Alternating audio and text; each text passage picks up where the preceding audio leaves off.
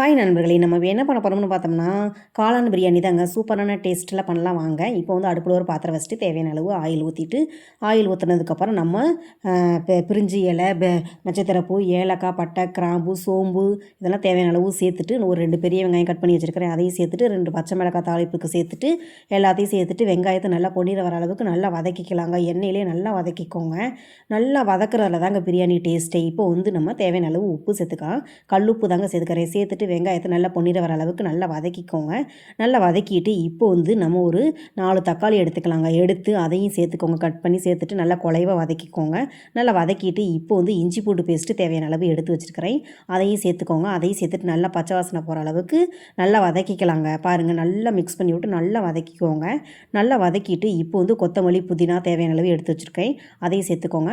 அதையும் சேர்த்துட்டு நல்லா அந்த சூட்லேயே நல்லா மிக்ஸ் பண்ணி விட்டுக்கோங்க. நல்லா மிக்ஸ் பண்ணி விட்டுட்டு இப்போ மசாலா சேர்த்துக்கலாங்க. நம்ம சோம்பும் பட்டையும் நம்ம பொடி பண்ணி வச்சுருக்கிறோம், அதையும் சேர்த்துக்கோங்க. நல்லா அது பிரியாணிக்கு நல்லா கலர் கொடுக்கும். இப்போ வந்து மிளகாத்தூள் காரத்துக்கு ஏற்ற மாதிரி சேர்த்துக்கிறேங்க. சேர்த்துட்டு இப்போ வந்து மல்லித்தூள் வந்துட்டு தேவையான அளவு சேர்த்துக்கோங்க. நான் இந்த பாக்கெட்டில் அரை பாக்கெட்டை சேர்த்துக்கிறேன். இப்போ வந்து நம்ம வந்து பிரியாணி மசாலா இருக்குது, அதுவும் இந்த பாக்கெட்டில் இருக்கிற அரை பாக்கெட்டை சேர்த்துக்கிறேங்க. சேர்த்துட்டு இப்போ வந்து அதை நல்லா மிக்ஸ் பண்ணி விட்டுட்டு, நல்லா மிக்ஸ் பண்ணி விட்டு கலந்து விட்டுட்டு நம்ம காளானை சேர்த்துக்கலாங்க. தேவையான அளவு காளான் எடுத்து வாஷ் பண்ணி கட் பண்ணி சேர்த்துக்கோங்க. சேர்த்துட்டு நல்லா மசாலா எல்லாத்தையும் நல்லா காளானில் மிக்ஸ் ஆகிற மாதிரி நல்லா வதக்கிக்கோங்க. நல்லா மிக்ஸ் பண்ணி விட்டு நல்லா வதக்கிக்கோங்க. நல்லா வதக்கிட்டு இப்போ வந்து நம்ம பிரியாணிக்கு தேவையான அளவு நம்ம தண்ணி ஊற்றிக்கலாங்க. நான் ஒரு படி அரிசி எடுத்து ஊற வச்சுருக்கிறேன், அந்த அளவுக்கு நம்ம சேர்த்துக்கோங்க. தண்ணி சேர்த்துட்டு நல்லா மிக்ஸ் பண்ணி விட்டுட்டு உப்பும் தேவையான அளவு சேர்த்து நல்லா கலந்து விட்டுக்கோங்க. நல்லா கலந்து விட்டு நல்லா கொதி வரட்டுங்க. நல்லா கொதி வந்ததுக்கப்புறம் நம்ம அரிசி வந்து நான் ஊற வச்சு தனியாக எடுத்து வச்சுருக்கிறேன், அது இப்போ கொதி வந்ததுக்கப்புறம் சேர்த்துக்கோங்க. பாருங்கள், நல்லா கொதி வந்துருச்சு. இப்போ வந்து நம்ம ஊற வச்சு எடுத்து வச்சுருக்கிற அரிசியை இதில் சேர்த்துக்கோங்க. நான் ஒரு படிக்கு அரிசி எடுத்துருக்குறேங்க. எங்கள் வீட்டில் இன்றைக்கி ஒரு ஸ்பெஷலுங்க. இங்கே பார்த்தீங்கன்னா இதாங்க எங்கள் வீடு. அது நல்லா சேர்த்துட்டு நல்லா பிரியாணி குக் ஆகிட்டுருக்கு. வாங்க இப்போ எங்கள் வீட்டை பார்க்கலாம் வாங்க. நாங்கள் சமைக்கிற இடம், உள்ளே வந்து நாங்கள் தூங்குகிற இடம், லெஃப்ட் சைடில் பார்த்தீங்கன்னா நாங்கள் சமைக்கிற இடம் இருக்குதுங்க.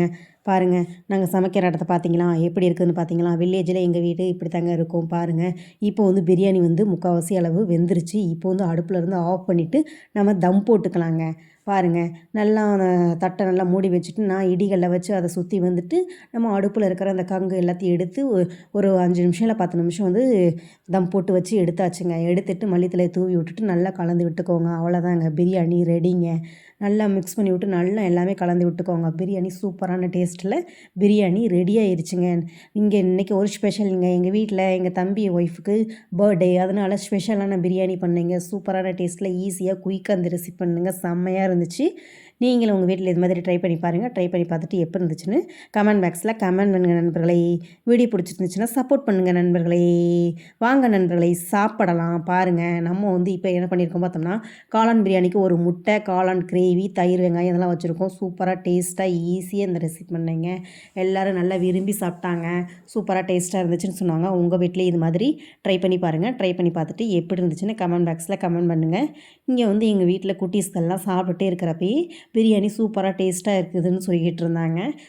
இப்போ சைடில் ஒருத்தவங்க வந்துட்டு நல்லா கமெண்ட் பண்ணிக்கிட்டு இருந்தாங்க, பிரியாணி டேஸ்ட்டாக தான் இருந்துச்சு, நீங்கள் பண்ணல அவங்க பண்ணாங்க அப்படின்னு சொல்லிட்டு இருந்தாங்க. ஆனால் நாங்கள் வீட்டில் 2 பேருமே தாங்க பண்ணாங்க. தம்பி ஒய்ஃபும் நானும் 2 பேருமே இந்த பிரியாணியை பண்ணோம். சூப்பராக டேஸ்ட்டாக இருந்துச்சு. நீங்களும் உங்கள் வீட்டில் இது மாதிரி ஒரு நாளைக்கு செஞ்சு குடும்பத்தோடு உட்காந்து சாப்பிட்டிங்கன்னா அந்த சுகமே தனிங்க.